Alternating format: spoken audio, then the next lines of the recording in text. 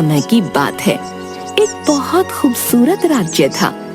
उस राज्य में बहुत ही लालची आदमी रहता था जिसका नाम था कलंदर। वह उस राज्य के राजा के लिए कर जमा करने का काम करता था और उसी राज्य में रहता था। उसका काम राजा के लिए कर जमा करना था। कलंदर जिस चीज को चाहता उसे पाने के लिए लोगों से कर लेने के नियमों को बदल देता और कर के नाम पर उनसे जो चाहता वह हासिल कर लेता। सभी लोग ध्यान से सुनो, राजा ने इस महीने से कर में बढ़ोतरी कर दी है। ये तो हर महीने का है। आप तो हर तरह की चीज पर कर बढ़ा देते हो। ये मेरा नहीं, राजा का आदेश है जिस पर हम सबको सहमत होना होगा। वैसे भी कौन सा ऐसा महीना गया है जो आप बिना कर लिए हुए यहाँ से निकले हो? कलंदर अपने मन में सोचता है, अगर कर नहीं लिया तो अपना घर कैसे भरूंगा? राजा के यहाँ नौकरी इसीलिए तो की थी। अब आप कर में क्या लोगे? जैसे उनकी बकरियां, बैल, फसल इत्यादि। धीरे धीरे कलंदर के लालच की आदत की बात पूरी जगह फैल गई। कलंदर के कारण सब लोग वहां पर रहने से डरते थे। उसके पड़ोसी गांव में राघव नाम का किसान रहता था। राघव का एक बेटा था विशाल, जो बहुत ही चालाक और बुद्धिमान था। राघव का परिवार बड़ी गरीबी में जी रहा था, लेकिन राघव का सपना था कि उसका बेटा एक बहुत बड़ा आदमी बने।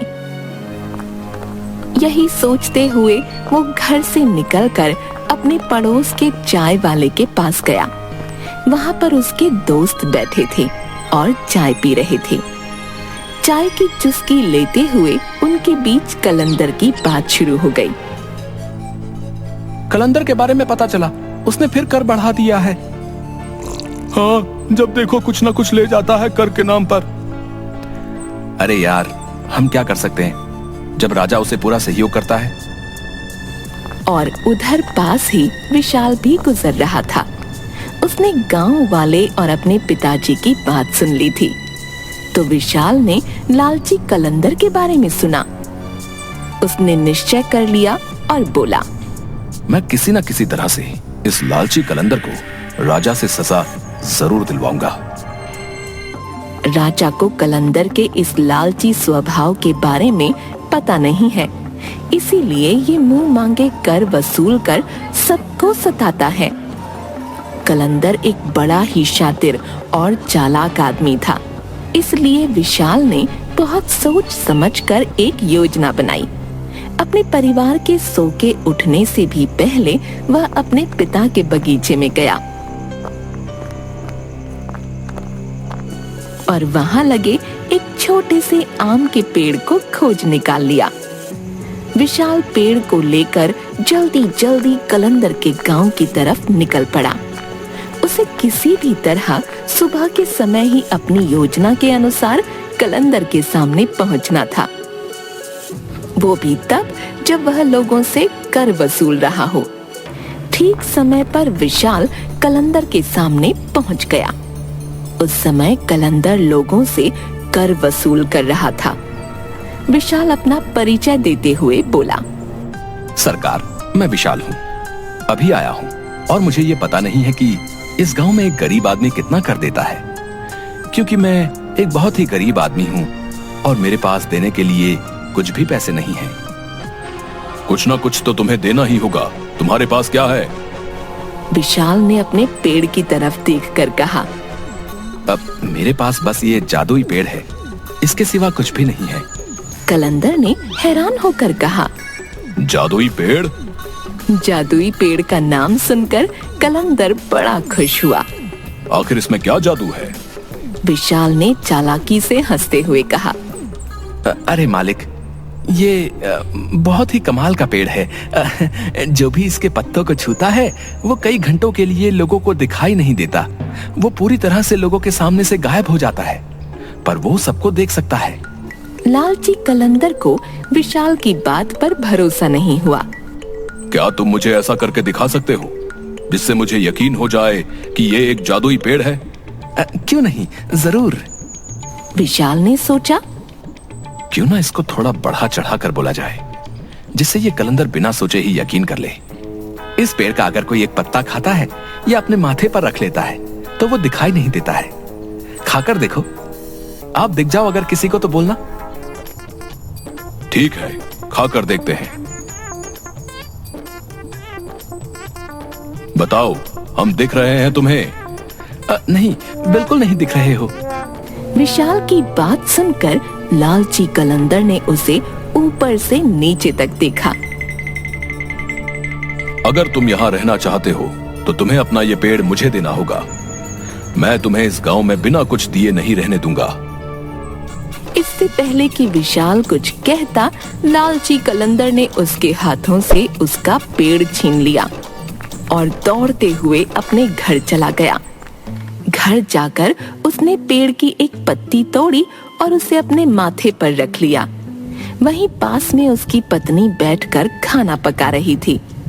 उसने अपनी पत्नी से पूछा, सुनो, क्या तुम मुझे देख सकती हो? पत्नी को कलंदर की बात सुनकर बहुत गुस्सा आया और वह बोली, क्यों नहीं देख सकती? क्या मैं तुमको अंधी नजर आती हूँ? अब कलंदर बड़ा परेशान हो गया। वह भागते हुए दूसरे कमरे में गया और उसने पेड़ की दूसरी पत्ती तोड़कर फिर अपने माथे पर लगाई। फिर वापस रसोई घर में आकर बोला, अब क्या तुम मुझे देख सकती हो? अब तो उसकी पत्नी को बहुत ज्यादा गुस्सा आने लगा। वह जोर से बोली, तुम्हारा दिमाग तो ठीक है, आखिर तुम कहना क्या चाहते हो? क्यों मैं तुम्हें देख पाऊंगी? क्या तुम्हें लगता है कि मेरी आंखें खराब हो गई हैं? लालची कलंदर बड़ा ही परेशान हुआ। वह फिर कमरे में गया, फिर पेड़ की पत्ती तोड़ी, फिर उसे अपने माथे पर लगाया और फिर अपनी पत्नी के पास गया। फिर से दोहराया, क्या तुम मुझे अब देख सकती हो? पत्नी कलंदर के लगातार इस पागलपन से बड़ी परेशान हो गई थी। आखिर गुस्सा होकर उसने कहा, नहीं, मुझे तुम दिखाई नहीं पड़ रहे, मैं तुम्हें नहीं देख सकती। लालची कलंदर तो जैसे यही सुनना चाहता था। वह खुशी से पागल हो गया। उसने सोचा कि वह गांव में जाकर इस पेड़ के जादू को परखेगा। वह चौराहे पर खड़े होकर पेड़ की पत्ती माथे पर लगाए विचित्र विचित्र प्रकार की हरकतें करने लगा, किंतु किसी गांव वाले ने कुछ भी नहीं कहा, क्योंकि वह उससे बात नहीं करना चाहते थे, क्योंकि उन्हें डर था कि कहीं वह उनसे कर न मांगने लगे।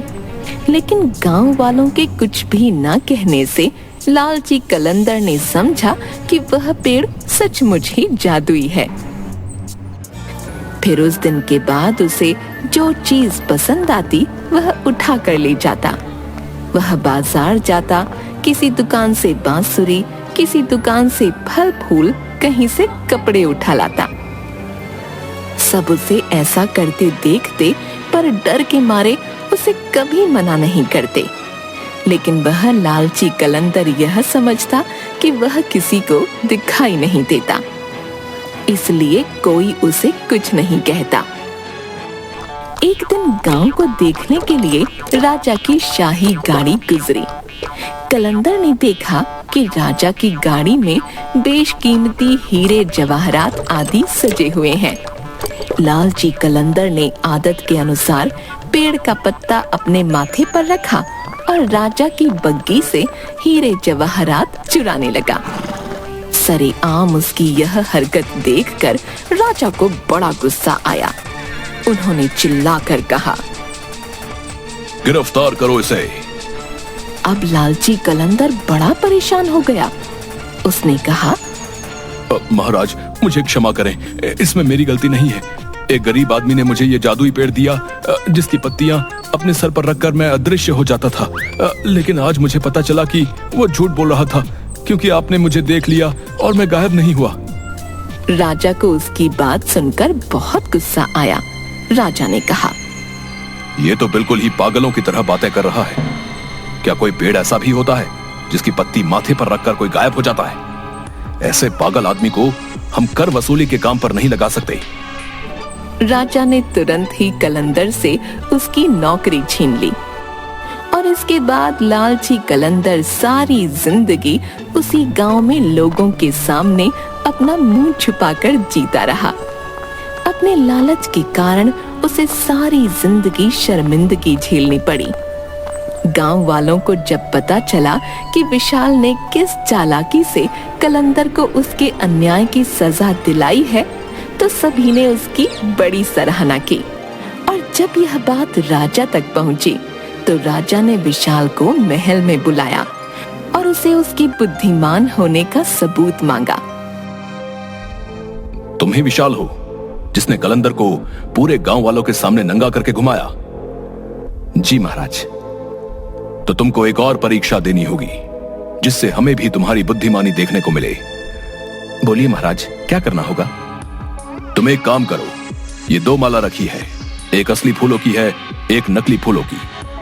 अगर तुम इन दोनों में से कौन सी असली है और कौन सी नकली है, ये बिना छुए और पास आए बता पाओगे। अगर तुमने सही बताया तो हम तुम्हें राज्य का नया कर अधिकारी नियुक्त कर देंगे। विशाल माला देखकर दोनों मालाएं एक जैसी लग रही थीं और उसे लग ही नहीं रहा था कि दोनों एक जैसी कैसे हो सकती हैं। मगर असली पहचान के लिए उसने कुछ देर सोचा और कहा, आप अपनी खिड़की खुलवा दो। राजा सैनिकों को खिड़की खोलने को बोलते हैं। खिड़की खोल दो। बाहर एक मधुमक्खी फूलों के बगीचे में फूलों पर थी। वो सीधा उड़कर असली फूलों की माला पर आकर बैठ गई। महाराज, यही है असली फूलों की माला। राजा सोच में पड़ गया था। इसने तो माला को छुआ भी नहीं था। इसको कैसे पता चला कि ये माला असली है? उसने विशाल से पूछा। तुमको कैसे पता चला कि ये असली माला है?